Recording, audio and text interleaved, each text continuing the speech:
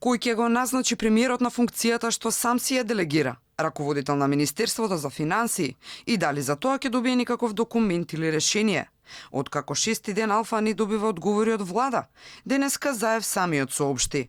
Важните одлуки ќе ги носел тој, а заменичката во Министерството за финансии, Шире Телези, ќе се била одговорна и новинарите ќе требало неа да ја контактираат.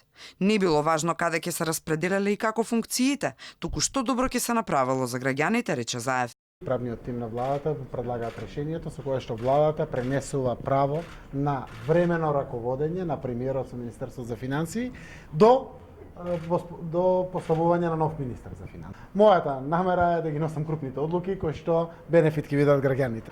Јас до вербата секогаш сум ја делегирал со достоинствена доза на храброст, така ќе биде и овој пат во делот на финансиите, без разлика дали тоа Зоран Заев како делегиран министер за финансии ќе потпишува, заменикот, раководителот на сектор или слично, тоа се формалности за мене кои што не се од така суштествена природа. Она што засега формално правно се знае е од според Законот за организација и работа на органите на државната управа, односно членот 48 став 2.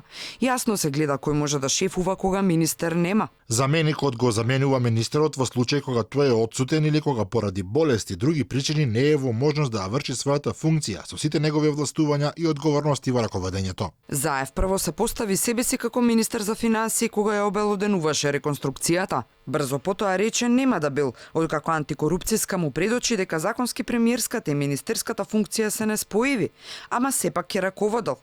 И тоа додека предизборно се формира техничка влада, во меѓувреме францускиот амбасадор во последното интервју изречено се задржува на предлогот на Заев да го раководи министерството. Дали ќе беше поефикасно ако премиер ги води финансиите, знаеки дека постои таа перцепција за конфликт на интереси? Ако законот е исклучил таа можност, тоа значи дека постои опасност од конфликт на интереси. Дали ваквите одлуки ќе бидат пречка плюс кога Брисел ќе решава за датумот на Македонија? Ќе се знае за некој месец. Заев денеска најави дека околу 9 јули ќе бидат познати државните институции, односно нивните први луѓе кои ќе бидат сменети. Станувало збор за околу 20-тина.